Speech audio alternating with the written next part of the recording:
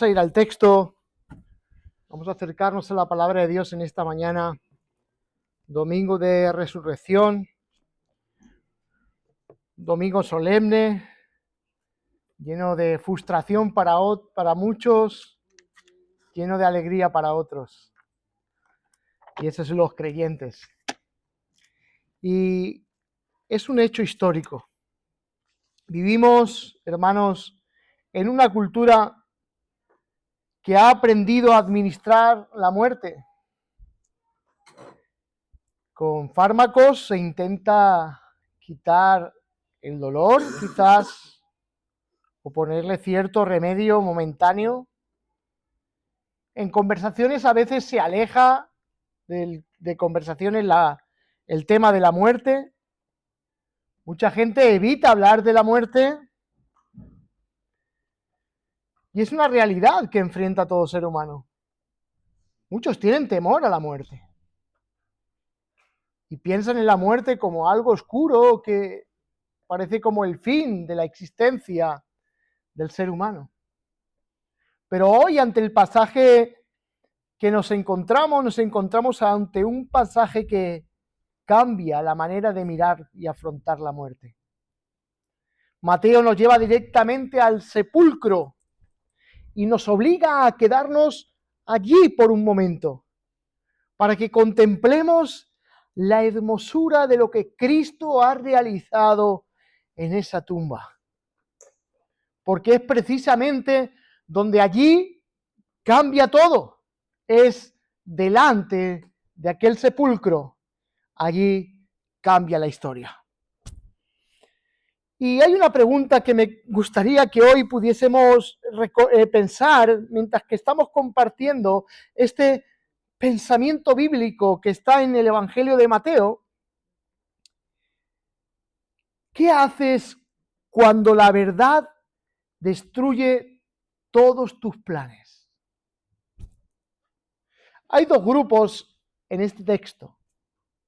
Y hay unos que su verdad es afirmada y hay otros que ante la verdad la quieren ocultar. Entonces, lo que se hace con la verdad es tan importante, algo que Pilato no supo responder, ¿qué es la verdad? Cuando la tenía delante de sus ojos. Cristo es esa verdad. La verdad absoluta. Esa es la verdad absoluta. Cristo ante nosotros. Que quede claro que realmente Cristo es esa verdad absoluta. Vamos a Mateo capítulo 27 del 57 a Mateo 28 al 20. Vamos a leer el texto bíblico. Es algo amplio, pero entiendo que debemos de empezar desde ahí para poder aportar lo que hoy queremos hacer y exponer. El título de nuestro sermón es El sepulcro que nadie pudo cerrar. Y hoy lo entenderemos. Dice, leemos en nombre del Señor Jesús, y dice así en el 57, de Mateo 27, 57. Cuando llegó la noche, vino un hombre rico de Arimatea llamado José, que también había sido discípulo de Jesús. Este fue a Pilato y pidió el cuerpo de Jesús. Entonces Pilato mandó que se le diese el cuerpo, y tomando José el cuerpo de Jesús, lo envolvió en una sábana limpia y lo puso en su sepulcro nuevo, que había labrado en la peña, y después de hacer rodar una piedra a la entrada del sepulcro, se fue. Y estaban allí María Magdalena y la otra María sentadas delante del sepulcro. Al día siguiente, que es después de la preparación, se reunieron los principales sacerdotes y los fariseos ante Pilato, diciendo: Señor, nos acordamos que aquel engañador, hablan acerca de Jesús, dijo: viviendo aún, después de 3 días, resucitaré. Manda pues que se asegure el sepulcro hasta el 3er día, no sea que vengan sus discípulos de noche y lo hurten y digan al pueblo: resucitó de entre los muertos, y será el postrer error peor que el primero. Y Pilato les dijo: ahí tenéis una guardia, id, aseguradlo como sabéis. Entonces ellos fueron y aseguraron el sepulcro, sellando la piedra y poniendo una guardia delante de ella. Pasado el día de reposo, al amanecer del primer día de la semana, vinieron María Magdalena y la otra María a ver el sepulcro, y hubo un gran terremoto, porque un ángel del Señor descendió del cielo y llegando, removió la piedra y se sentó sobre ella. Su aspecto era como un relámpago y su vestido blanco como la nieve. Y de miedo de él, los guardas temblaron y se quedaron como muertos. Mas el ángel respondió y dijo a las mujeres: no temáis vosotras, porque yo sé que buscáis a Jesús, el que fue crucificado. No está aquí, pues ha resucitado. Como dijo, venid, ved el lugar donde fue puesto el Señor, e id pronto y decid a sus discípulos que ha resucitado de los muertos, y he aquí, va delante de vosotros a Galilea, allí le veréis. He aquí, os lo he dicho. Entonces ellas, saliendo del sepulcro con temor y gran gozo, fueron corriendo a dar las nuevas a sus discípulos.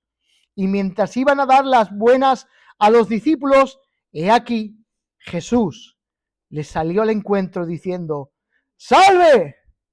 Y ellas, acercándose, abrazaron sus pies y le adoraron. Entonces Jesús les dijo: no temáis, id, dad las buenas nuevas a mis hermanos, para que vayan a Galilea y allí me verán. Mientras ellas iban, he aquí uno de la guardia fueron a la ciudad y dieron aviso a los principales sacerdotes de todas las cosas que habían acontecido.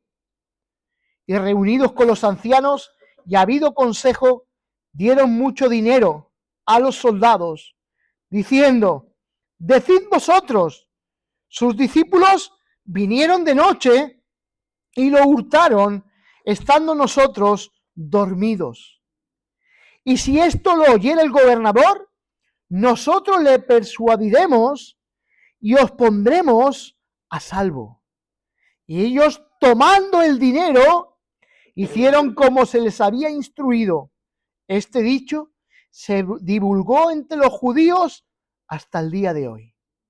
Pero los 11 discípulos se fueron a Galilea, al monte donde Jesús les había ordenado, y cuando le vieron le adoraron, pero algunos dudaban. Y Jesús se acercó y les habló diciendo: toda potestad me ha sido dada en el cielo y en la tierra.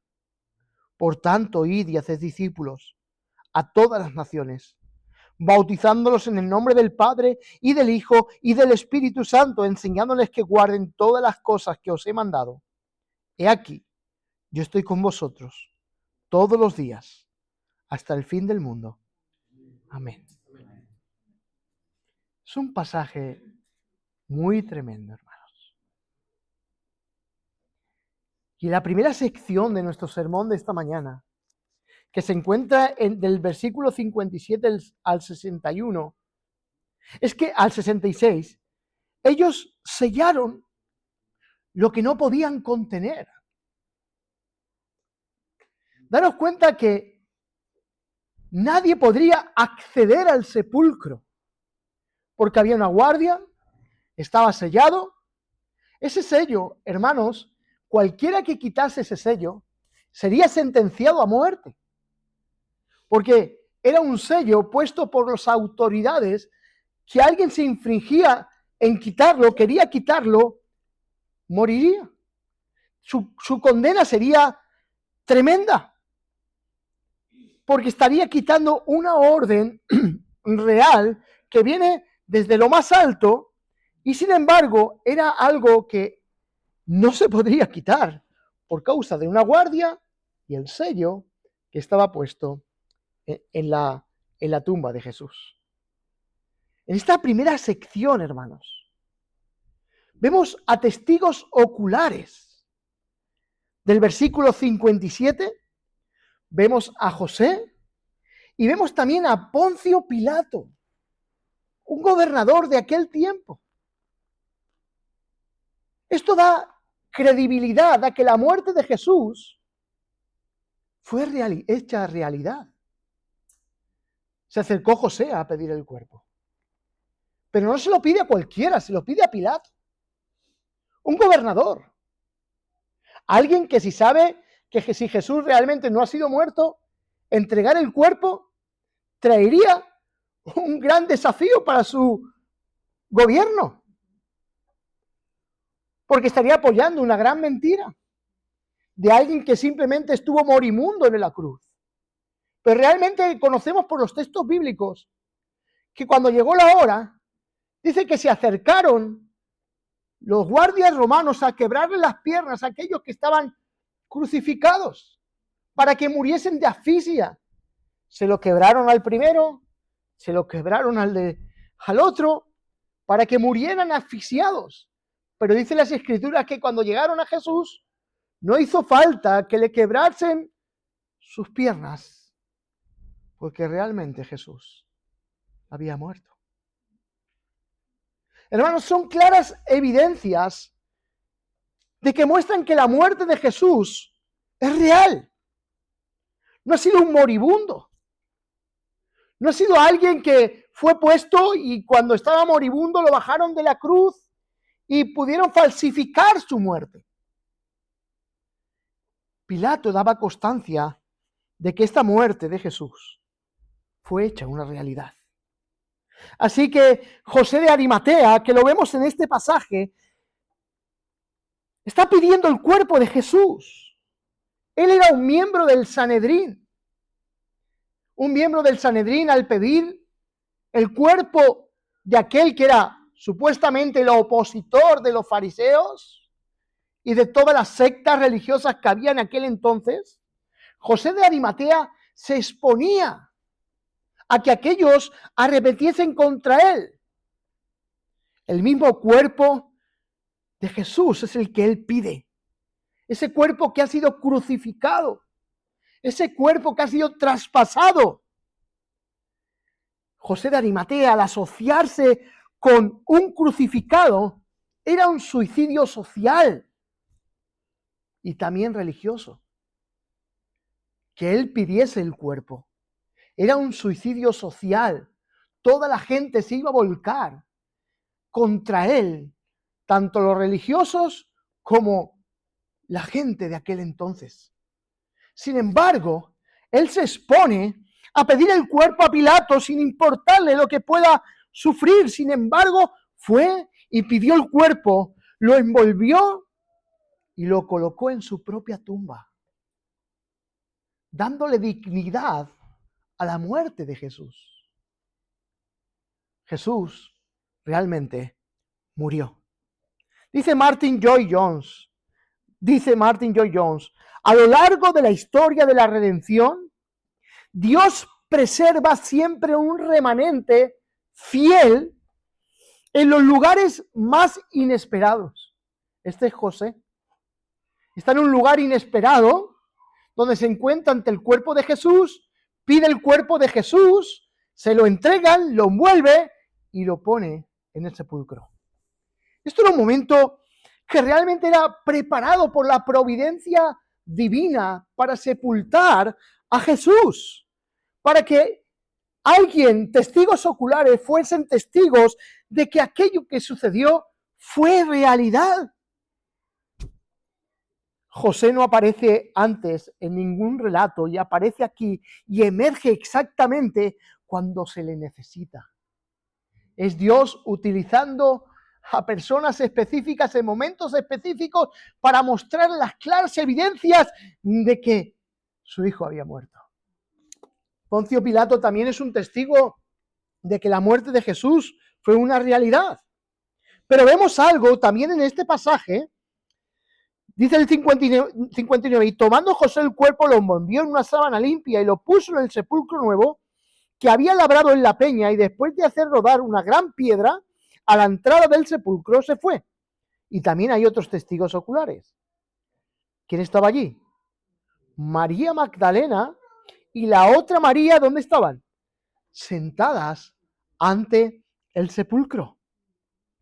Las mujeres sentadas en el sepulcro también son testigos oculares fidedignos de que el cuerpo del Señor fue sepultado.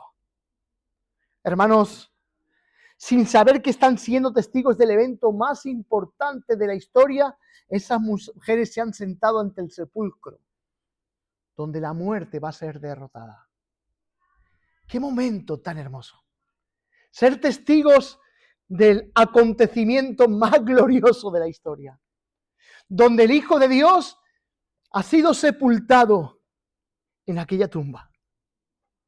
Sin embargo, nos encontramos ante otra realidad, y es que hay otros testigos oculares que creen que van a cometer un delito sus discípulos de robar el cuerpo, pero también son testigos oculares de la verdad de la muerte de Jesús y de su sepultura. Miren del versículo 62. Dice, al día siguiente, que es después de la preparación, se reunieron los principales sacerdotes y los fariseos ante Pilato, diciendo, Señor, nos acordamos que aquel engañador dijo, viviendo aún, después de 3 días resucitaré. Ahora dice ellos, manda pues que se asegure el sepulcro. ¿Se dan cuenta? También son testigos oculares de que Jesús realmente ha muerto. Y los líderes están con miedo. ¿Se imaginan que lo que ellos están rechazando, como que Jesús va a resucitar el 3er día, acontezca? Ellos piensan que va a ser por medio de algo fraudulento.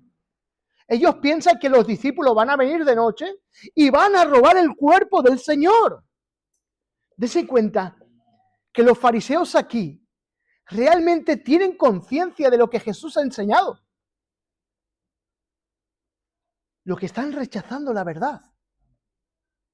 Los fariseos recuerdan las palabras de Jesús. Dicen que este engañador dijo, viviendo aún, que después de 3 días resucitaría. O sea, tienen en mente las palabras de Jesús.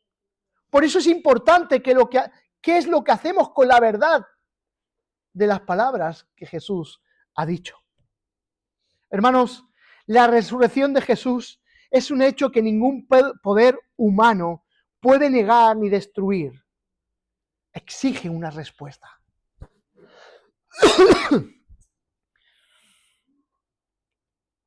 La incredulidad raramente es intelectual en su raíz.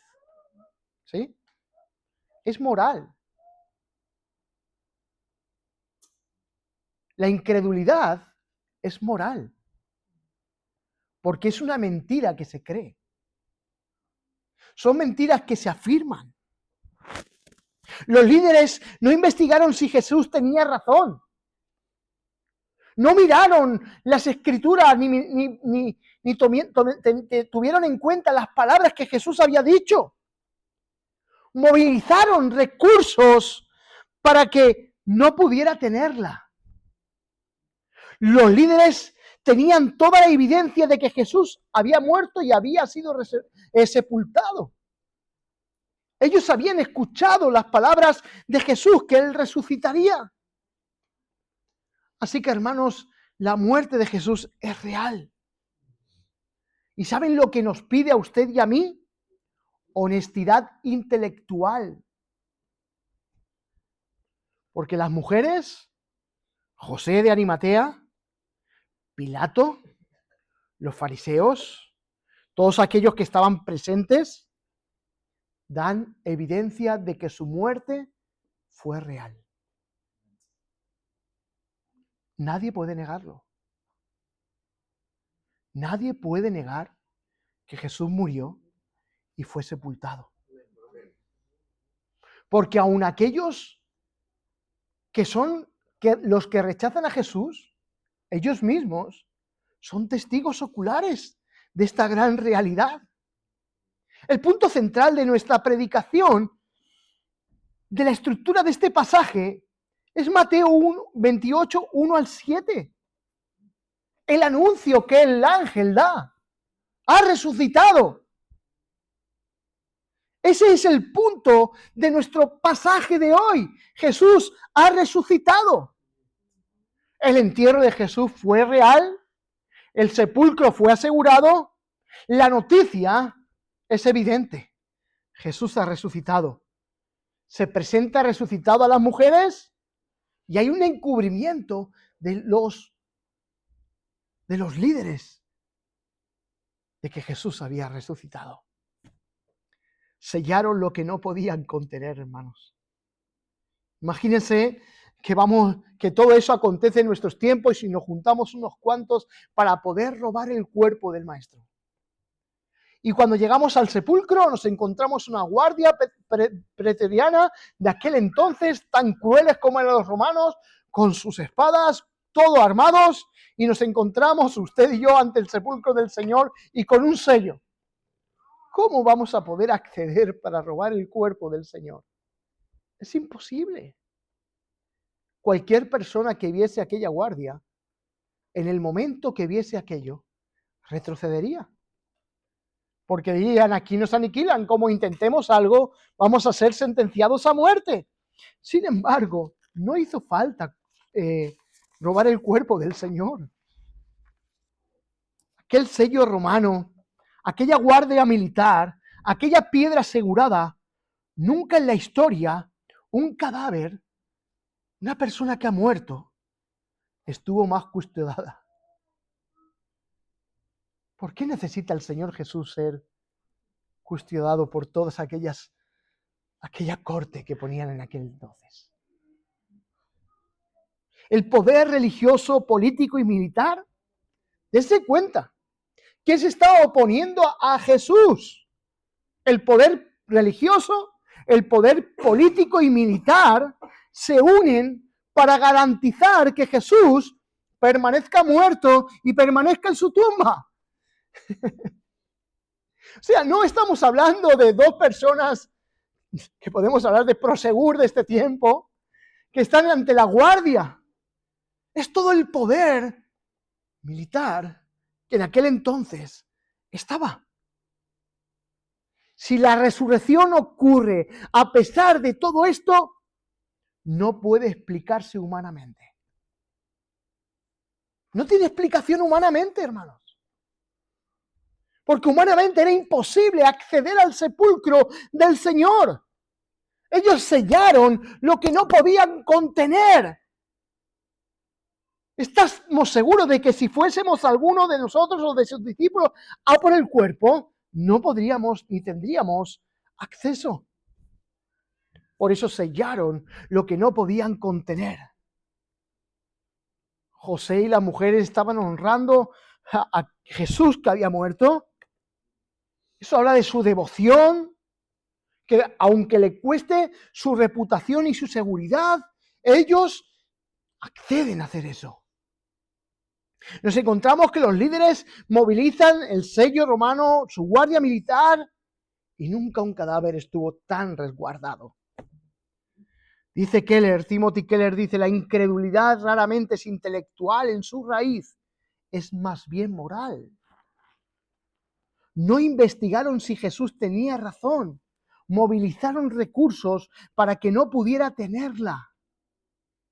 Y este es el poder religioso. El poder religioso, político y militar estaban garantizando que el cuerpo no fuese robado, hermanos. Pero Dios abrió lo que ellos cerraron. Miren el versículo 1 del capítulo 28, del 1 al 4. Dice, pasado el día de reposo, el amanecer del día de la semana, vinieron María Magdalena y la otra María a ver el sepulcro. Y hubo un gran terremoto, porque un ángel del Señor descendió desde el cielo y llegando removió la piedra y se sentó sobre ella. Su aspecto era como un relámpago, su vestido blanco como la nieve, y de miedo de él, los guardias temblaron y se quedaron como muertos. Parece un lenguaje apocalíptico tomado por Mateo, porque en este caso, hermanos, Mateo está haciendo una apología de la resurrección. Porque muchos judíos en aquel tiempo negaban la resurrección de Jesús. Y este evangelio va dirigido a aquellos judíos que rechazan a Jesús como el rey de la descendencia de David y de Abraham, como el Mesías que vendría y restauraría todas las cosas. Este es el contexto de este evangelio. Ellos están rechazando y Mateo escribe este evangelio como apología, una defensa de la verdad de quién es Jesús realmente. Por eso Mateo está haciendo diligentemente su trabajo, poniendo a personajes históricos para que vean que no es una fe ciega, es una fe en hechos reales, una fe en cosas que han acontecido y que son ciertísimas. Nuestra fe no descansa en un vacío, no descansa en algo ilógico, descansa en hechos razonables que la misma palabra de Dios nos enseña. Y testigos oculares que estuvieron delante del sepulcro nos cuentan. Y estoy seguro que Poncio Pilato, si Jesús no hubiese estado muerto, no lo hubiese entregado para que lo enterrasen. Porque a él no le convenía eso. Si los líderes religiosos de aquel entonces Jesús no hubiese estado muerto, no lo hubieran sepultado, lo hubieran machacado otra vez para que muriese. Porque esa es su intención primaria, que Jesús muriese. Ahora Jesús ha muerto, está sepultado. Hermanos, si usted quiere aprender apología, defensa de la fe, examine este pasaje. Tiene un fundamento muy profundo para nosotros. Y quiero decirles, hermanos, que la resurrección no fue la reanimación de un cuerpo, fue la inauguración de una nueva era, de un nuevo tiempo, de una nueva esperanza. El primer día de la nueva creación está aconteciendo. Cristo hace nuevas todas las cosas. Dijo Martin Lloyd-Jones. Porque esta es la gran realidad. Y el Evangelio es claro. Aquí no estamos intentando buscar el Evangelio en este texto. Este texto nos aclara el fundamento del Evangelio. Cristo murió, Cristo fue sepultado, Cristo ha resucitado. Sin la resurrección de Cristo, nuestra fe se desmorona. Y es el anuncio de este ángel, no está aquí, pues ha resucitado como dijo. Sus palabras son fidedignas. Hubo un terremoto, un ángel descendió y vemos este acontecimiento como algo que está dando claras evidencias. Y este es el anuncio central. Este es el anuncio central. No está aquí. Ha resucitado. Ha resucitado. Pero dice la palabra, como dijo.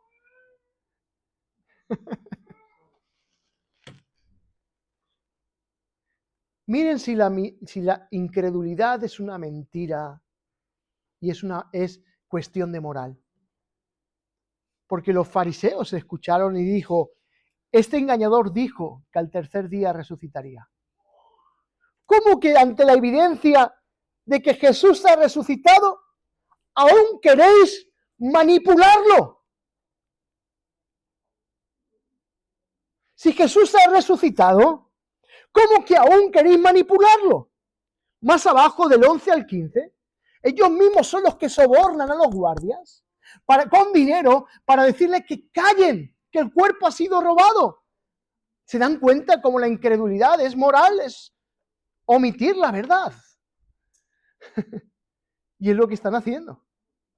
Están omitiendo la verdad de que Jesús ha resucitado. Y Mateo coloca esta frase exactamente en el centro de su estructura. Él está escribiendo inspirado por el Espíritu Santo y lo hace en el centro de su estructura.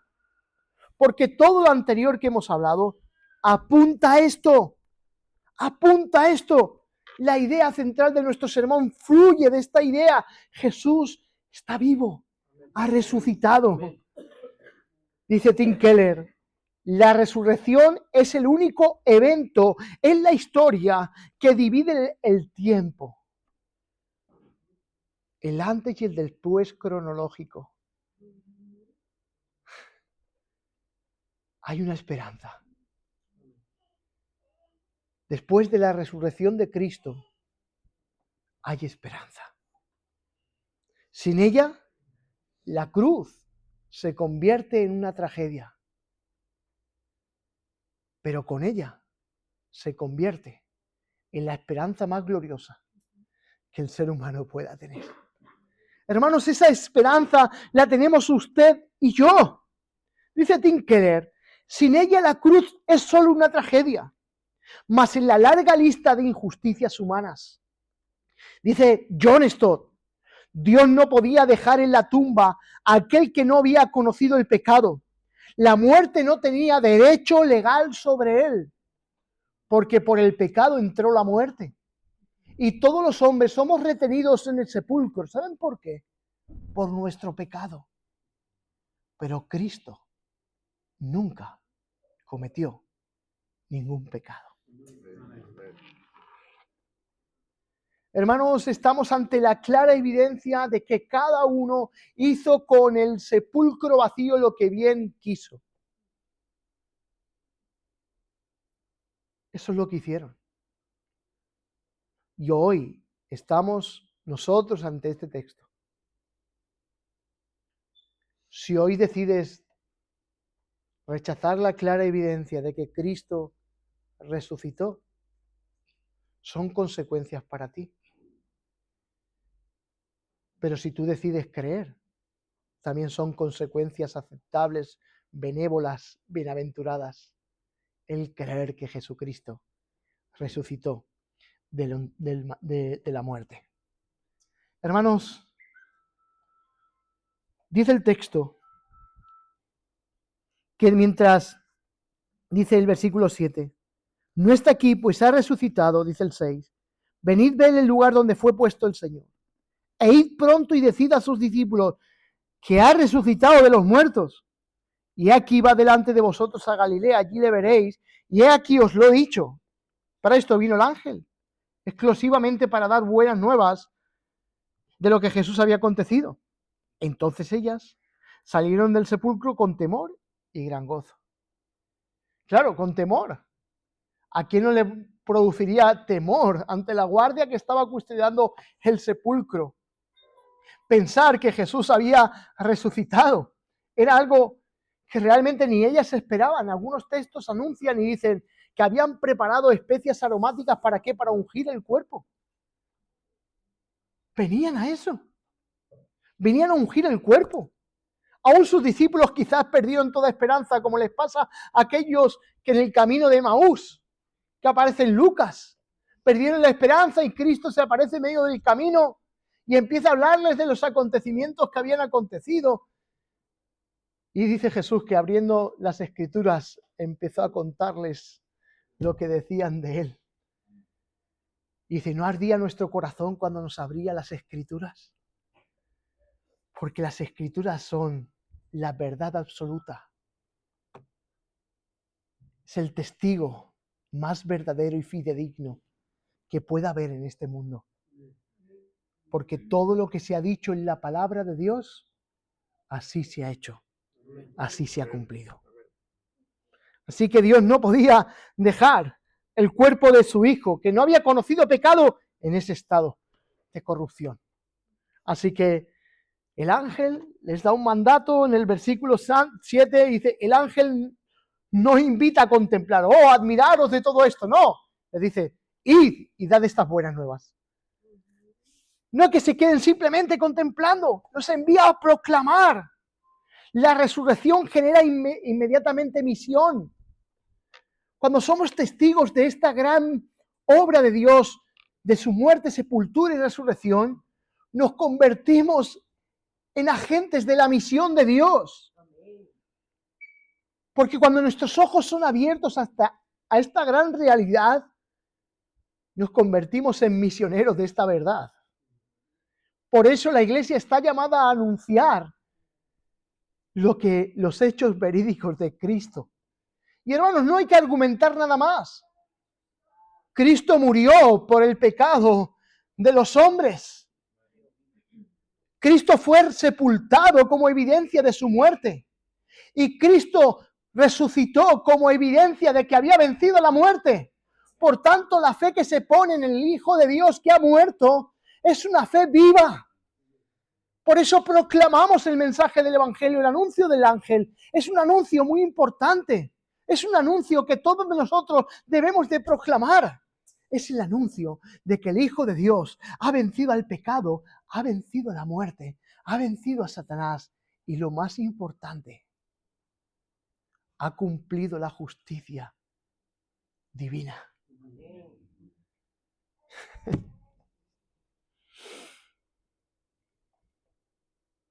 Hermanos, Dios está actuando soberanamente.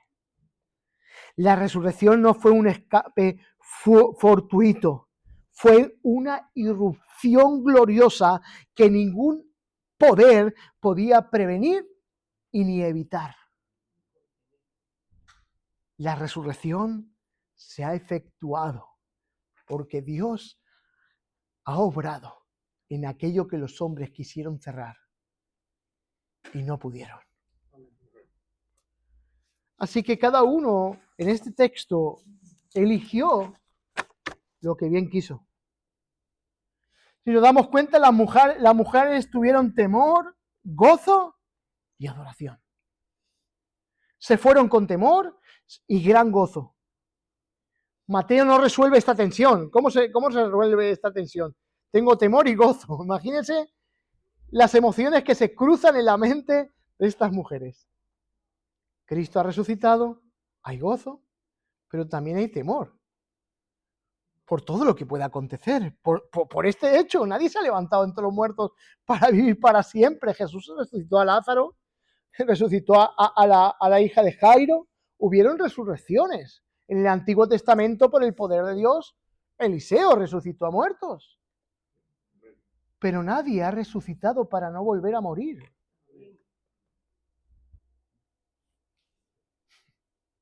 Cuando Jesús muere, muchos sepulcros de santos son abiertos, pero vuelven a su tumba. Este hecho es un acontecimiento muy, muy importante. Por eso, los líderes religiosos intentan sobornar. Porque imagínense que aquello que ellos están rechazando se convierte en la gran verdad que está siendo anunciada por aquellos que lo han visto. Hermanos, es profundamente fuerte todo esto. El temor y el gozo coexisten porque están ante algo que trasciende toda categoría humana previa. Un dicho de Tim Keller, me ha apoyado en alguno de sus escritos. La adoración auténtica siempre tiene este carácter. No es una emoción manufacturada, sino una respuesta inevitable ante la realidad de quién es Cristo. Esto es lo que hicieron estas mujeres. El gozo y su adoración brotan de un corazón que es sorprendido por la persona de Cristo. Adoraron porque vieron a Cristo resucitado y no pudieron hacer otra cosa. El sepulcro exige una explicación. Y su explicación, para aquellos que lo evidenciaron y quisieron ocultarlo, se convirtió en un soborno. Y ese soborno se convierte en la evidencia de que la resurrección fue real.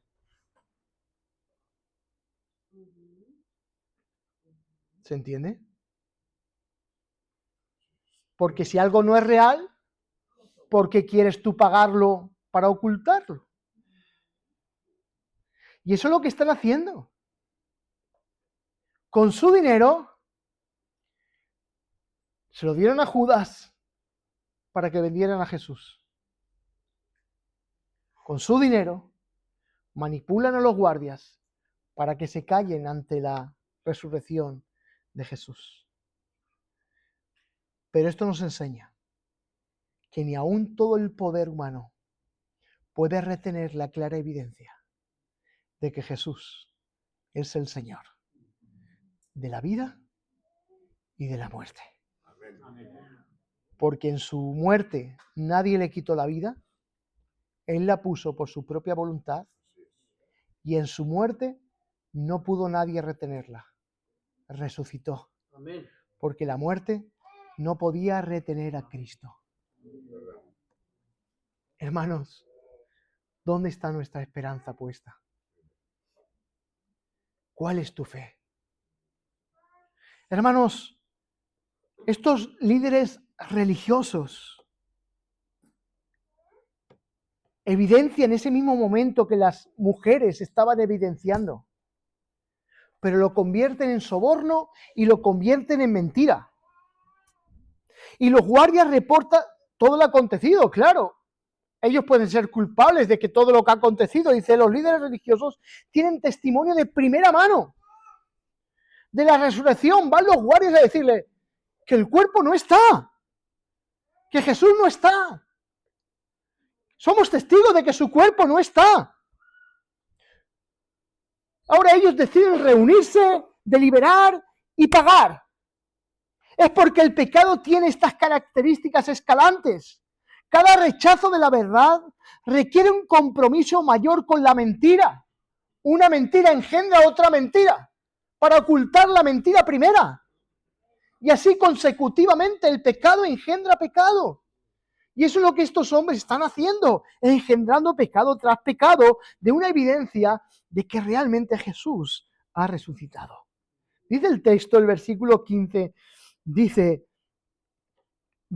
y por eso Mateo hace su apología, este rumor se ha divulgado entre los judíos hasta el día de hoy. Lo que quiere hacer Mateo es una apología de que aquellos que están diciendo esto, que callen, callaos, porque la evidencia de la resurrección es real, es cierta. Mira todos los testigos que hay, unos deciden negarlo, unos deciden ocultarlo, pero hay otros que realmente han creído que Jesús ha resucitado y lo están proclamando como una misión en todo el mundo. Ante el mismo hecho, dos respuestas opuestas, hermanos. El sepulcro vacío no permite indiferencia. Divide a las personas. En aquellos que adoran y en aquellos que sobornan.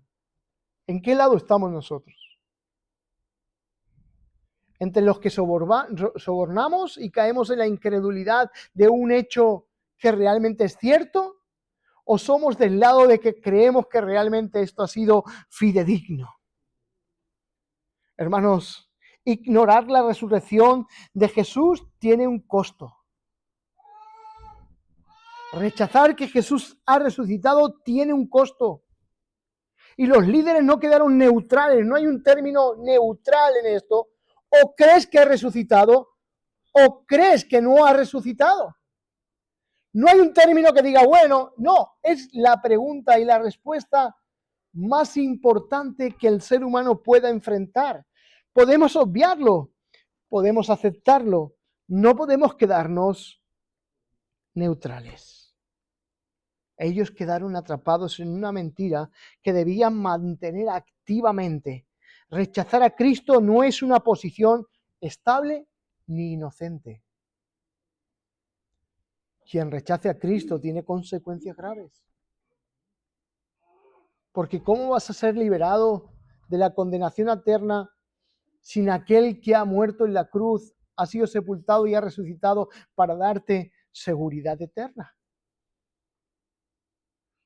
Hermanos, estamos ante un gran acontecimiento tan glorioso. El sepulcro sigue vacío. Nadie lo ha cerrado en 2000 años. Nadie. Porque el que lo abrió fue Dios. Y lo que Dios abre, nadie puede cerrar. ¿Puedes venir y adorar? Porque esto es la bisagra de nuestra misión. Porque si Jesús no ha resucitado y estamos anunciando que Jesús murió, ¿qué sentido tiene el anuncio? Es como si anunciásemos a Mahoma, o anunciamos a Confucio, o anunciásemos a cualquier hombre que ha sido políticamente o religiosamente grande en este mundo. Pero que vas a su tumba y sus cuerpos aún siguen manteniéndose allí. Pero que Cristo es el Señor de la vida y de la muerte, es la evidencia de que su tumba está vacía. Y esta es la bisagra de nuestra misión. No está en otro contexto. Y Mateo está utilizando la Gran Comisión en este contexto. La Gran Comisión no es un texto aislado de lo que la gran idea y el panorama que Mateo está mostrando. Es conexión. Por esto hacemos misión. Por esto proclamamos el Evangelio. Porque la tumba está vacía. Y ahora dice el texto, vamos a leer el 11 para ponernos un poquito, dice, mientras ellos iban, he aquí unos de los guardias fueron a la ciudad y dieron aviso a los principales sacerdotes de todas las cosas que habían acontecido y reunidos con los ancianos y habido consejo, dieron mucho dinero a los soldados, diciendo, decid vosotros, sus discípulos vinieron de noche y lo hurtaron, estando nosotros dormidos. Y si esto lo oyeren el gobernador, nosotros les persuadiremos y os pondremos a salvo. Y ellos, tomando el dinero, hicieron como se les había instruido. Este dicho se ha divulgado entre los judíos hasta el día de hoy, en el contexto de Mateo. Y dice el 16, pero los 11 se fueron a Galilea, al monte donde Jesús les había ordenado, y cuando vieron, le adoraron. Pero algunos dudaban, y Jesús se acercó y les habló diciendo, toda potestad me es dada en el cielo y en la tierra. Miren del contexto que viene la Gran Comisión. De Jesús muerto, de Jesús sepultado, de Jesús resucitado. Y ahora, en el contexto aparece la Gran Comisión, porque es la comisión, es la misión de la Iglesia, proclamar el mensaje de este glorioso Evangelio. Unos dudaron, porque la resurrección no elimina duda, porque puede haber alguna duda, pero provee base suficiente para adorar, obedecer a pesar de ella. La fe bíblica no es ausencia de preguntas, porque podemos preguntarnos, y lo que está haciendo este texto es respondernos todas esas preguntas. Lo que está haciendo este texto es darnos información verídica, comprobable, de la que la muerte de Jesús y su resurrección son fidedignas. Jesús ahora dice, toda autoridad me es dada en el cielo. Y es que la Gran Comisión no es una urgencia motivacional, vamos a evangelizar para que el mundo esté mejor. No, no estamos haciendo eso por eso. Testificamos del Evangelio porque esto es un hecho real. Y que nadie puede escapar del juicio eterno, a menos de que crea en Cristo, que murió, sepultado y resucitado. Él es la esperanza de las personas que viven en este mundo. Él. Porque nadie ha vencido a la muerte. Y es lo que el texto nos está enseñando. Que nuestra misión parte de la evidencia clara, fidedigna, de que Jesús ha resucitado. Y hay una promesa final. Hay una promesa final. Y esta promesa transforma la naturaleza de la misión cristiana. Que el Cristo que murió, fue sepultado y resucitó. Dice el versículo 20 al final. He aquí, yo estoy con vosotros todos los días hasta el fin del mundo. Yo estoy con vosotros todos los días hasta el fin del mundo. ¿Puedes venir y adorar? ¿Puedes venir a Cristo y adorarle hoy? Porque esto es una promesa cierta. Jesús está vivo. Jesús ha resucitado. Así que la fe cristiana descansa sobre hechos, no sobre sentimientos.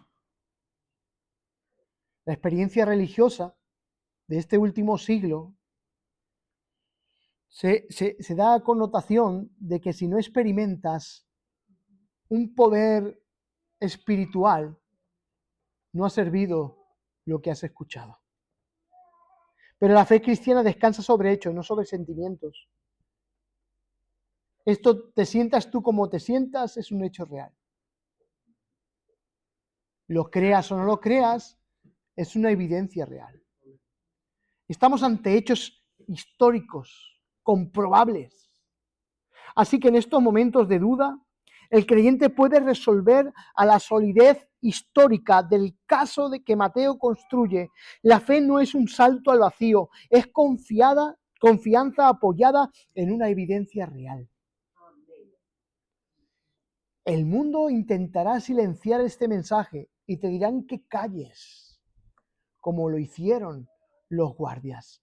A los guardias, callaos, callaos, incluso sobornarán, habrá presión social, habrá todo este rechazo. Pero ellos son testigos, aunque lo están silenciando, de que Jesús ha resucitado. Hermanos, para una apología sólida, este pasaje te ayuda a defender tu fe cristiana. ¿Quieres aprender apología? Aquí tienes este pasaje. Hermanos, las mujeres fueron enviadas a proclamar antes de entender lo que ellos tenían en conflicto, el temor y el gozo. Fueron llamadas a proclamar el evangelio. Es una mezcla muy humana, ¿eh? Tener temor y gozo. No esperaron tener todas las respuestas para obedecer. Proclamaron la verdad. Jesús ha resucitado. Hermanos, usted ve el pasaje, la predicación apostólica del libro de los Hechos, predicaban esto. Jesús, a quien vosotros matasteis. ¿Recuerda la primera predicación de Pedro? A quien vosotros crucificasteis. Dios lo ha hecho, Señor. Y Cristo, resucitándolo de entre los muertos. Hermanos, Jesús es victorioso sobre la muerte. Y también el último punto. La resurrección transforma la manera de enfrentar tu sufrimiento. José arriesga su reputación, las mujeres van al sepulcro sin saber cómo moverán la piedra. La resurrección no elimina los obstáculos, cambia quién eres cuando los enfrentas. Miren la historia de la iglesia. ¿Cuántos mártires han habido? ¿Por qué han muerto? ¿Por qué Pedro ante la muerte dijo, vas a ser crucificado? Y dice, yo no soy digno de morir como mi Señor. ¿Por qué la afrontan con tanto gozo? El primer mártir, Esteban, le van a apedrear y dice, Señor, no le tengas en cuenta este pecado. ¿Cómo es posible que todos aquellos mártires que han muerto por su fe, que ante la evidencia el único que parece que murió de anciano fue Juan, todos sus discípulos murieron, los mataron? ¿Cómo van a dar su vida por algo que es mentira? La resurrección para ellos fue una evidencia clara que no les importó afrontar el sufrimiento que vendría, incluso la muerte, por anunciar este mensaje. Hermanos, vendrán tiempos donde nuestra fe querrán censurarla, incluso querrán quitarnos la vida por causa de nuestra fe. ¿Es tan clara la evidencia de la resurrección en tu fe diaria? ¿En el sufrimiento que afrontas? ¿En los momentos donde estamos coqueteando con nuestro propio pecado? ¿La fe nuestra es tangible en todos los momentos de nuestra vida? Hermanos, no temas nada. Si a lo que más teme el ser humano es la muerte. Y Jesús la ha vencido. ¿Tú lo crees? No temas a nada ni a nadie. Porque el enemigo, el postrer enemigo de los hombres, ha sido destruido, derrotado.